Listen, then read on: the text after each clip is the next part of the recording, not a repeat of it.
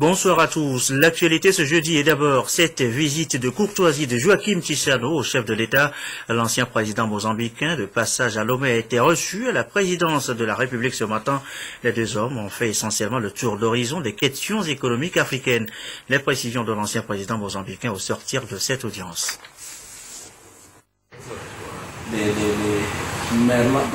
C'était une rencontre de courtoisie. Pour saluer Monsieur le Président à l'occasion de mon passage d'ici pour aller en Guinée-Bissau comme chef de mission de l'observation électorale de l'Union africaine. Et à la suite, je irai à Malabo pour participer à la conférence des chefs d'État, des anciens chefs d'État africains. Qui se tiendra vers la fin du mois. Et donc j'ai informé au président de tout cela, ce que je vais faire et le travail que nous faisons dans le forum des anciens chefs d'État. Et puis on a échangé des points de vue sur la situation politique et économique de chaque pays. Même si je ne suis pas au pouvoir là-bas, mais je suis un acteur même pour l'économie du pays. Donc on a échangé des points de vue, de l'agriculture jusqu'à l'administration, etc. Donc c'était une bonne conversation entre amis. Juste après, le chef de l'État a conféré avec le secrétaire exécutif du Conseil de l'Entente. Patrice Kwame est allé, lui, faire le point des travaux de la réunion du Conseil d'administration du CERFER au président Faure Gnassingbé. Patrice Kwame s'est aussi confié à la presse à la fin de l'audience et c'est au micro de Prudence Zinsou. Nous sommes venus pour tenir le Conseil d'administration du CERFER. Le CERFER, c'est le centre de formation pour l'entretien routier, le centre régional de formation pour l'entretien routier, qui est ici à Lomé et qui est une institution spécialisée du Conseil de l'Entente, donc qui appartient aux 5 pays du Conseil de l'Entente. Et nous sommes venus tenir un conseil d'administration de cet établissement. Et à cette occasion, j'ai rendu une visite de courtoisie à Monsieur le Président de la République pour faire le point des dossiers du CERFER et faire aussi le point d'autres dossiers du Conseil de l'Entente.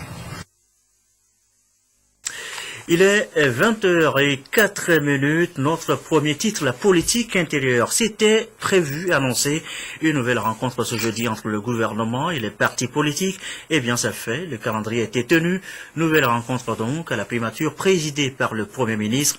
Que retient-on de ce nouveau round de concertation? Voici les précisions dans ce grand format de Essora Théou. 5 partis parlementaires, UNIR, ANC, Arc-en-Ciel, UFC et ADI étaient présents à cette rencontre préparatoire du dialogue politique. En attendant de commencer, dans cette salle, du côté de l'opposition, la réflexion se poursuit. On fait même recours à la constitution togolaise. Puis intervient le Premier ministre pour planter le décor. Soyez les bienvenus. Nous sommes heureux de vous accueillir ce matin à cette salle de réunion de la primature suite à notre rencontre de mardi dernier. Le gouvernement vous avez informé en tant que parti parlementaire sur comment il voyait l'organisation des discussions entre les partis politiques avec des précisions que nous devons apporter ce matin et sur lesquelles vous aviserez et vous prononcerez, pas nécessairement complètement ce matin, mais dès que les vraies discussions de fond commenceront entre les partis parlementaires sur les sujets liés aux réformes qui demeurent après la signature de l'accord politique global. Voilà pourquoi nous sommes heureux donc de vous recevoir encore ce matin. La presse attendait à plusieurs heures de discussion, mais ce fut le contraire.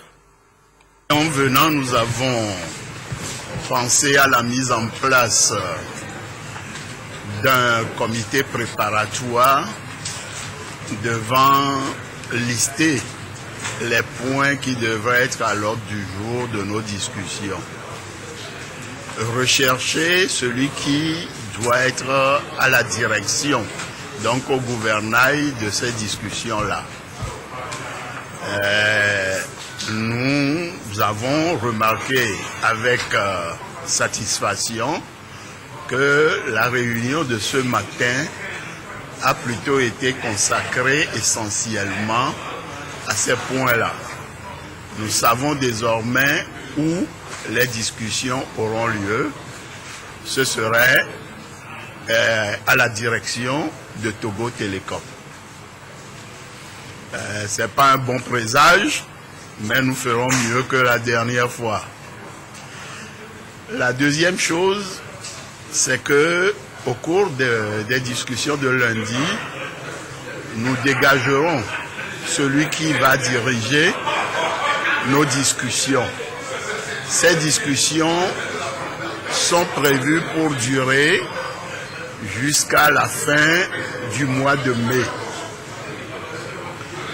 Les points prioritaires sont les points qui sont restés en suspens, ce que nous pouvons appeler le reliquat de l'accord politique global. J'ai parlé de la limitation de mandat, de la Cour constitutionnelle, d'un certain nombre de points, il y en a au moins 6. Mais cela n'exclut pas que lundi, les points qui nous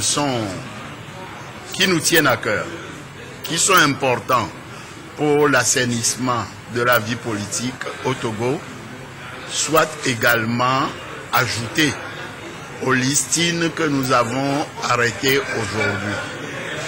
Donc, à la fin de la réunion de lundi, vous connaîtrez l'ensemble des points dont nous discuterons.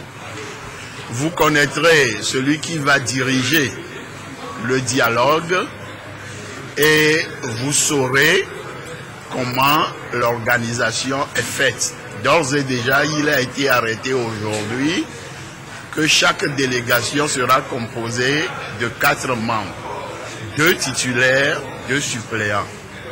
Les 4 peuvent être dans la salle et on peut se changer en fonction de nos préoccupations. Celui qui a été suppléant peut devenir titulaire en fonction des sujets également. Voilà, grosso modo, ce que nous avons fait ce matin. Et comme je ne suis pas né pour être hypocrite, je voudrais vous avouer que l'ambiance était bonne. Si je le dis, c'est que je souhaite que cette ambiance puisse prévaloir durant tout le dialogue et que les conclusions de ce dialogue soient transmises au gouvernement qui en est le destinataire. À partir de là, nous pouvons les transmettre sous 2 formes.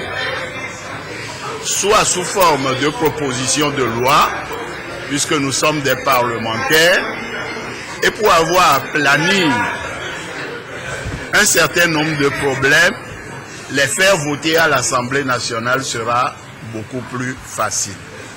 Cela peut être également un projet de loi. Et comme le gouvernement est là en tant qu'observateur et conseiller, c'est-à-dire nous expliquer un certain nombre de choses qui ont dû être déjà faites ou qui vont être faites, nous disons que cela peut être également sous forme de projet de loi. Le compromis qu'on a trouvé, c'est que les partis représentés à l'Assemblée soient conviés dans un cadre de discussion avant qu'ils n'aillent plus tard parfaire le travail à l'Assemblée. Donc, on est venu ce matin, le Premier ministre nous l'a confirmé et a même cité les points selon le gouvernement qui doivent faire l'objet de discussion, mais avec la possibilité de pouvoir compléter ces points-là lorsque nous allons nous retrouver dans ce cadre de discussion. Et il est même entendu que lorsque nous allons nous retrouver dans ce cadre de discussion, il va avoir une direction. Les partis politiques qui vont discuter de ce cadre-là, ils vont élire une direction pour diriger les travaux. Et ensuite, tous les sujets qui peuvent concerner ce cadre de discussion, on les abordera dans un esprit de consensus avant qu'on aille parfaire le travail à l'Assemblée. Étant entendu que le gouvernement sera présent dans la salle, mais ne prendra pas part directement aux discussions, mais il sera là en tant que facilitateur. La manière dont ça s'est fait ce matin, c'est ce que nous avons souhaité. La rencontre de ce matin a été une rencontre conviviale. Nous avons apprécié le climat dans lequel ce dialogue a été lancé. Et le Premier ministre nous a fait entendre qu'en réalité, le gouvernement attend de nous les discussions et qu'une fois que nous allons nous entendre sur certains points, nous pourrons maintenant apporter au niveau du gouvernement les résultats de nos travaux.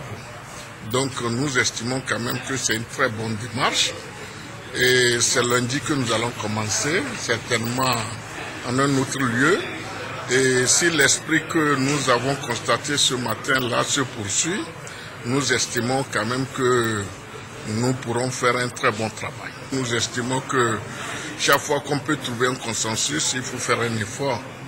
Aujourd'hui, certes, toutes les délégations ne sont que les représentants de ceux qui sont à l'Assemblée, mais cela n'exclut pas quand même qu'on commence une certaine discussion ici, qui pourra éventuellement être versée au gouvernement.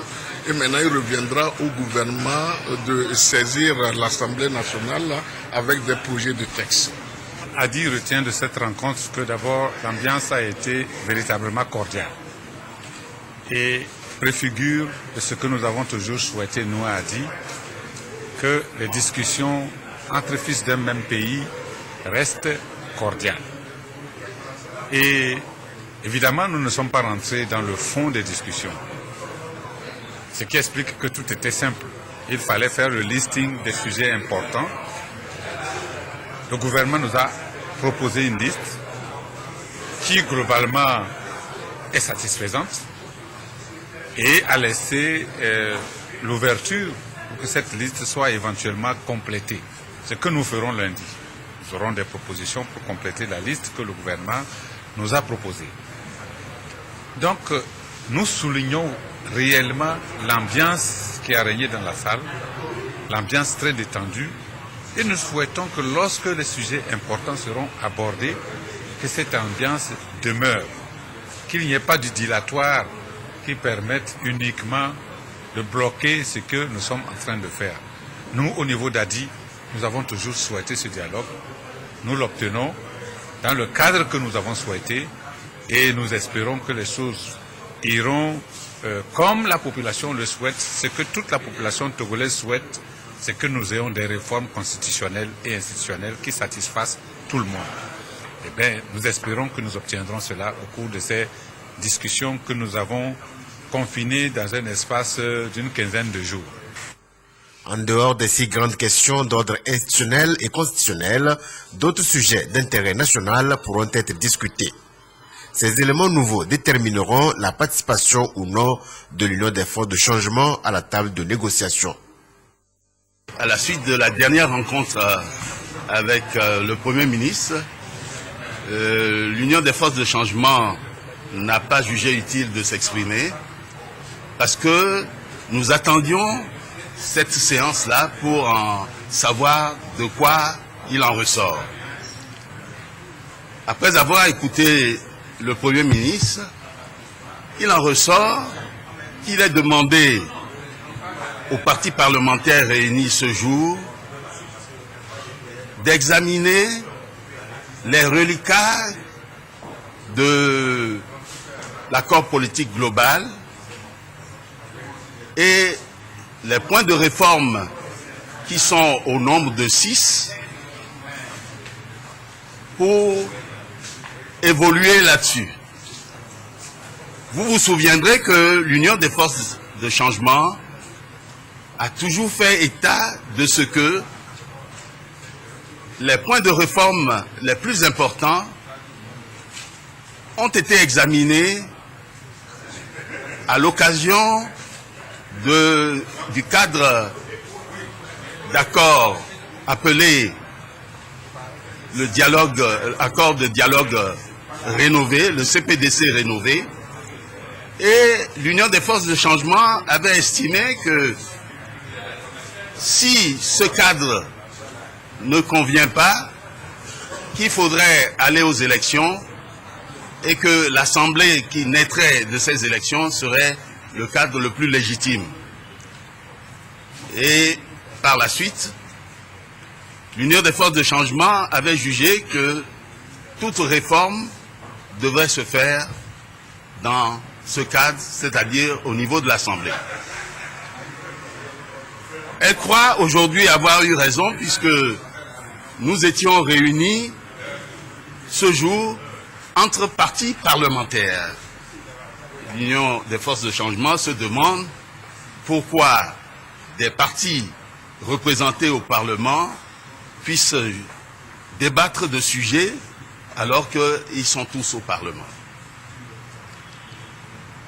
Les points de réforme prioritaires que le gouvernement a souhaité faire l'objet de débats, nous les avons déjà débattus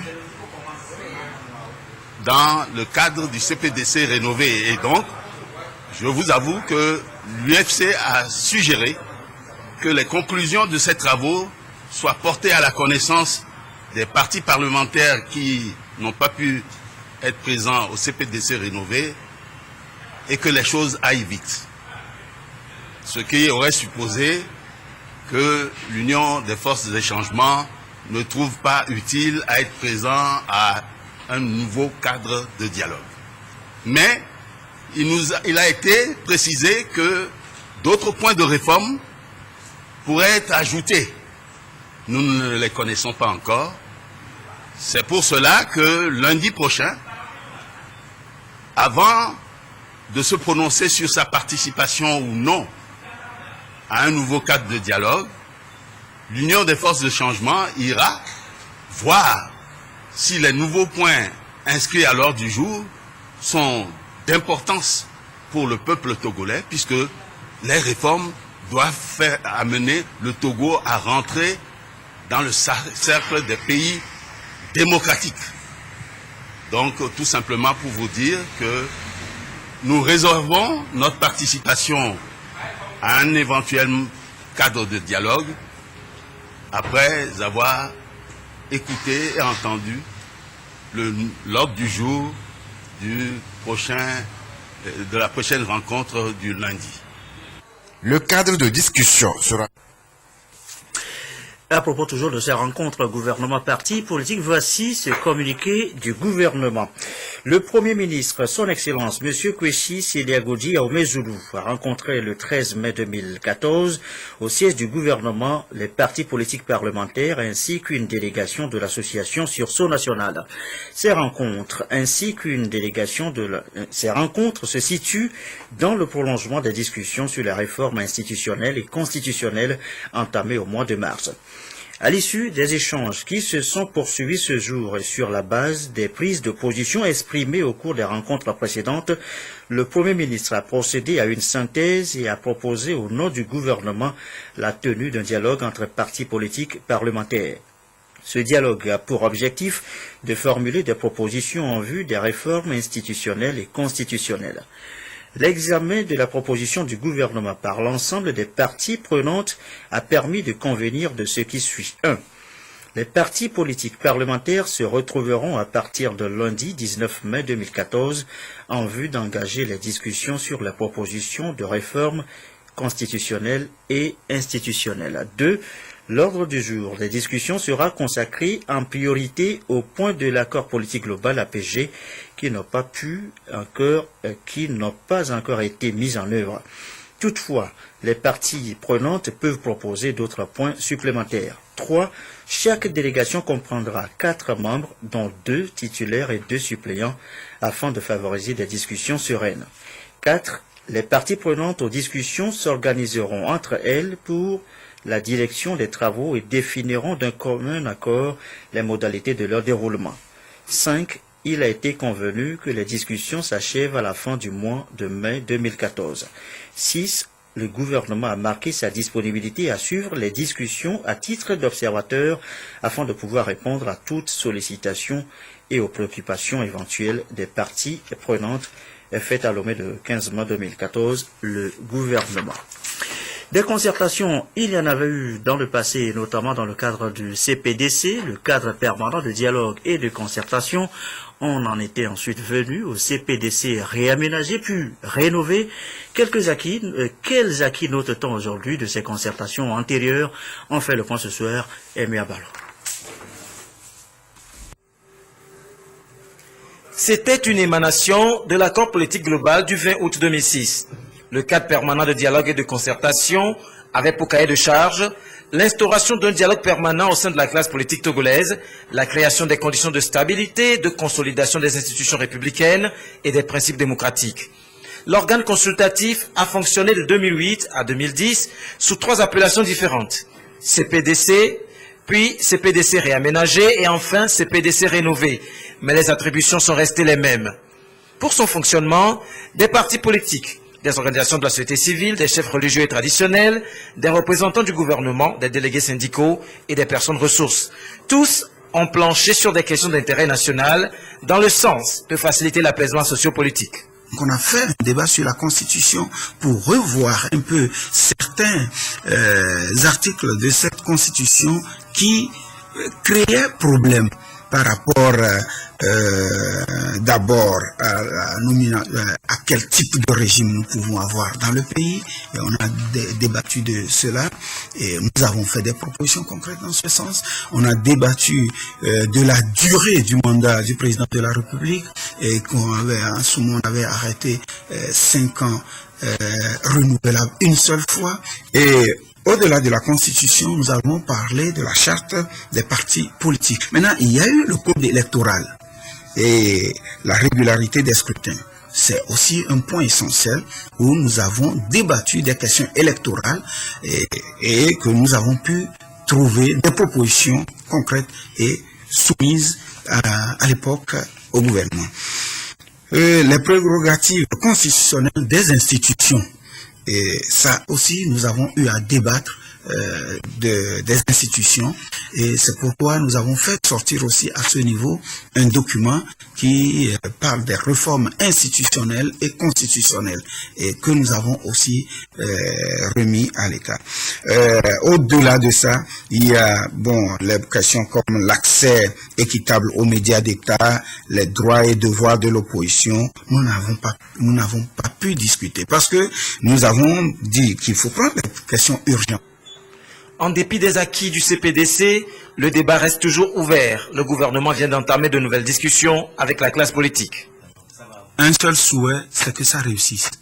Je crois qu'il faudrait que les partis politiques aujourd'hui dépassent ces problèmes de personnes, dépassent ces problèmes de mentalité qui est encore un peu éloignée de ce que le peuple veut réellement pour se mettre au-dessus de leurs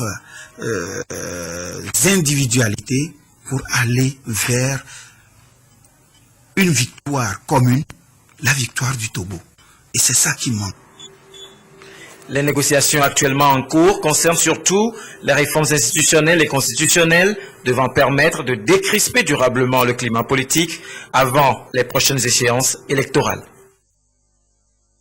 Direction à présent l'Assemblée nationale où les députés se sont réunis ce jeudi en plénière, 6e séance de l'année consacrée d'abord au rapport d'activité du président du Parlement.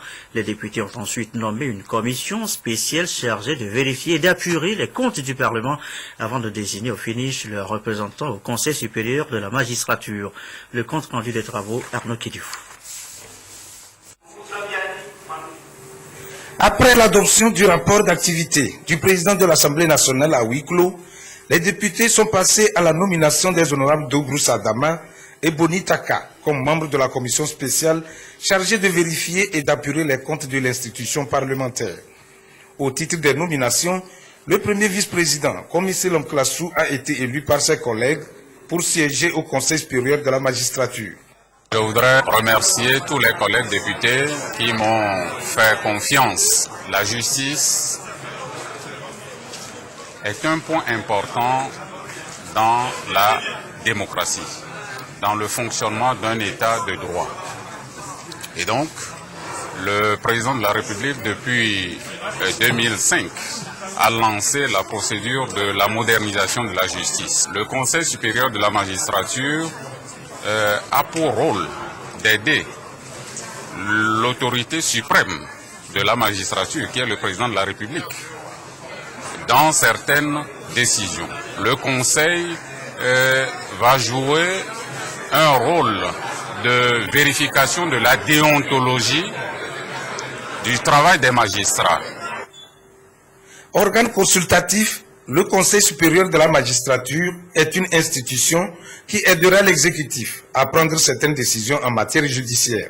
Le représentant de l'Assemblée nationale jouera donc son rôle en tant qu'élu du peuple au sein de cette institution.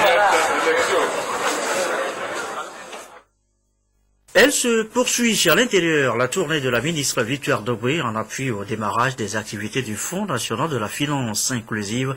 Ce soir, l'étape des plateaux, la correspondance de Yves Agbevivi et notre bureau sur place. Elle est une revendeuse de légumes à Atakpamé, un commerce qui lui permet de subvenir aux besoins de sa famille. Madame Beketi est aujourd'hui heureuse de bénéficier du soutien du Fonds national de la finance inclusive, le FNFI, à travers son premier produit l'APSEF, accès des pauvres aux services financiers. Avant, je prends les poissons en crédit. Maintenant, comme on m'a donné les 30 000 là, je paie. Et maintenant, mes enfants sont contents pour l'argent que j'ai pris là. Et moi-même, je suis contente pour l'argent qu'on m'a donné. Voilà une des multiples réactions similaires qu'a obtenu le ministre du Développement à la base, Victoire Toméga Dogbe, à Atakpamé, où Madame le ministre a effectué un déplacement. Question de s'enquérir des réactions et l'effectivité du démarrage du premier produit du FNFI, officiellement lancé à Lomé, l'APSEF. Victoire Toméga Dogbe se dit satisfaite de son déplacement d'Atakpamé pour le compte de la région des Plateaux. Nous avons pu constater à quel point les groupements solidaires ont compris le message de l'APSEF à travers les sketchs des femmes. Nous avons compris aussi à quel point les institutions de microfinance cherchent à harmoniser les procédures, les approches sur le terrain. Et ce que nous pouvons donc constater, en fait, c'est que le produit est vraiment lancé. Il est lancé, le message est bien reçu par les vrais bénéficiaires.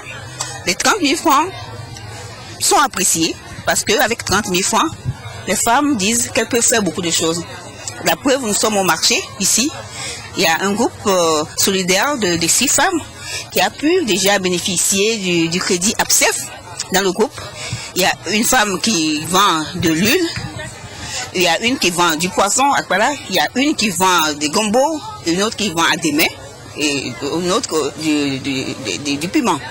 Et vous verrez que chacune s'est exprimée pour dire, avec les 30 000 francs, je suis arrivé à acheter comptant ce dont j'ai besoin pour faire mes affaires, pour développer mon activité génératrice de revenus. C'est ça le but de l'APSEF. La tournée du ministre se poursuit à l'intérieur du pays et pour la même cause, constater l'effectivité du démarrage de l'APSEF. Et notez d'ores et déjà que cette édition risque de déborder un tout petit peu en raison de la densité de l'actualité ce jeudi. Question santé pour poursuivre. L'ATBF, l'association togolaise pour le bien-être familial, devient un centre d'apprentissage, un learning center comme on l'a appelé aujourd'hui là-bas lors du lancement officiel. Comment comprendre cela? Eh bien, voici les éclairages avec Edem Soussoukou. Aujourd'hui, l'association togolaise pour le bien-être familial ATBF, grâce à son expertise et à sa contribution en matière de planification familiale, de la santé sexuelle et de la reproduction, est érigée en un centre d'apprentissage par la Fédération internationale pour la planification familiale. Ce titre de Learning Center lui permet de transmettre ses expériences à d'autres organisations en matière de qualité de service, de bonne gouvernance, de bonne gestion programmatique et financière. Aujourd'hui, L'Association togolaise pour le bien-être familial, ATBF, est en train de lancer un apprentissage appelé Learning Center. Il s'agira proprement dit des visites d'échange.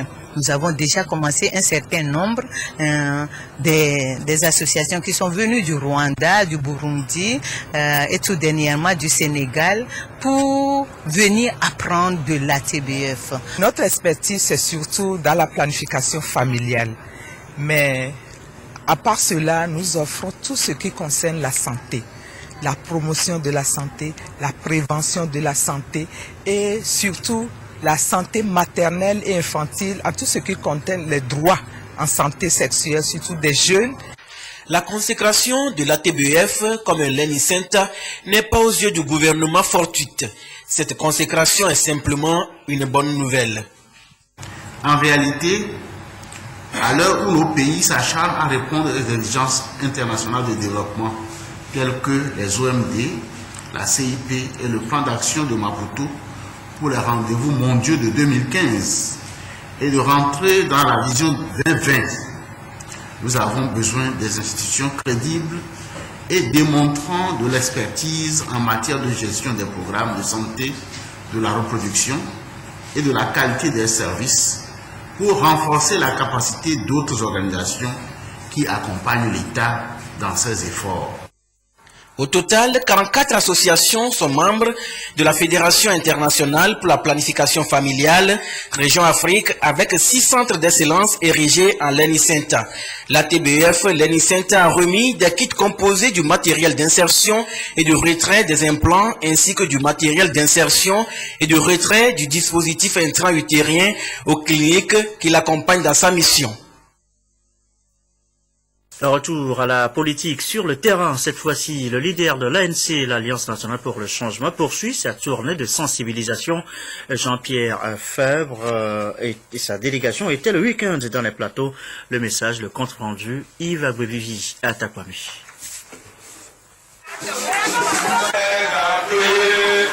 Anier, Palakoko, Adogbenu, Glito, Kamina, Moritan, Kwesi et Nyamasila. Voilà les localités visitées par la délégation de l'Alliance nationale pour le changement ANC, délégation conduite par le président national de l'ANC, Jean-Pierre Fabre. Pour ce dernier et pour la délégation, la tournée initiée par le parti, la première depuis sa création auprès de cette population, a été une réussite. Nous sommes très satisfaits d'abord de l'accueil qui nous est réservé par les populations et également elles sont réceptives à notre message. Et comme je vous l'ai dit depuis le début, c'est un message pour le changement. La nécessité absolue d'un changement au Togo. La tournée de sensibilisation se poursuivra dans le reste des localités des plateaux Est et dans ceux des plateaux Ouest. Bring back our girls, le cri de détresse des femmes nigériennes dont les filles, plus de 200 lycéennes, ont été enlevées par la secte islamiste Boko Haram. Eh bien, ce cri de détresse a été relayé ce jeudi à Lomé par les organisations féminines de défense et de protection des droits de l'homme. Elles exigent, elles aussi, la libération des otages. La marche, le récit, Solim Dayu, Isidore Koubati. Cela fait pratiquement un peu plus de 4 semaines que ces jeunes filles lycéennes du Nigeria sont entre les mains de la secte islamiste Boko Haram. Pour défendre la bonne cause au Togo, les organisations féminines de défense et de protection des droits humains ont observé une marche pour dénoncer cet enlèvement. Et devant l'ambassade du Nigeria au Togo, elles n'ont pas cessé de scander leur slogan. Les droits des femmes doivent être respectés et que ce sont des droits fondamentaux inaliénables et qui doivent être respectés par tous. C'est un droit que d'aller à l'école, c'est un droit pour tous d'être éduqués et on ne peut pas priver les jeunes filles d'aller à l'école en les séquestrant, en les enlevant. La représentation de la République fédérale du Nigeria au Togo a tenu à rassurer tout un chacun quant aux dispositions prises pour libérer les otages. Je voudrais vous rassurer que tous les efforts sont sérieusement mis en place par le Nigeria en collaboration avec la communauté internationale pour assurer la liberté inconditionnelle des innocentes écolières qui sont de futures mères comme vous. Par cette démarche, les organisations féminines du Togo joignent leur voix à celles des autres pays pour exprimer leur mécontentement et exiger la libération sans condition des lycéennes.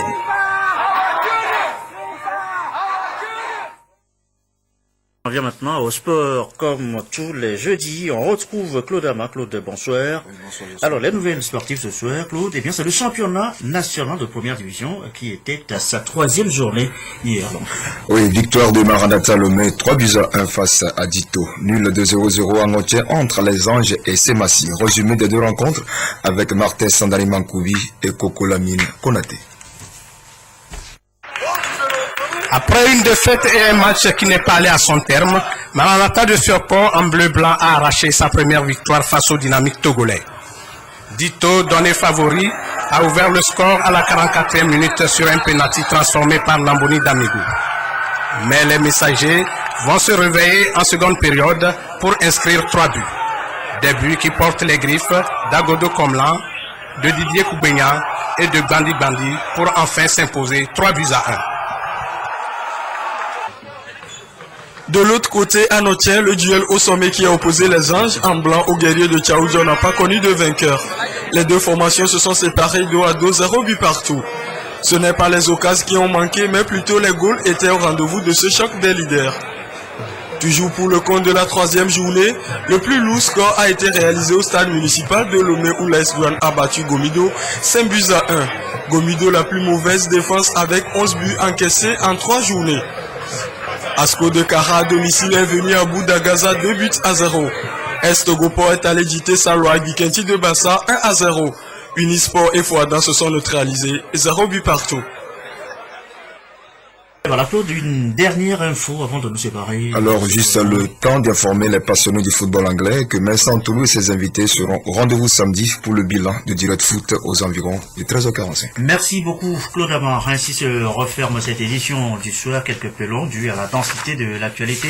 On retient tout de même de la rencontre gouvernement-parti politique ce jeudi. Un cadre retenu pour les discussions. La direction Togo Télécom. 6 points seront inscrits à l'ordre du jour, mais pas encore connu la personnalité qui présidera ce dialogue sur les réformes constitutionnelles et institutionnelles.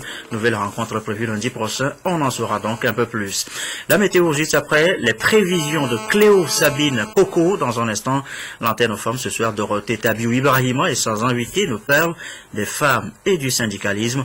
22h30, nos dernières infos. Merci à vous qui nous suivez ce soir à Nerho dans les lacs et à Charlotte, à Caroline du Nord, aux États-Unis. Excellente fin de soirée chez vous.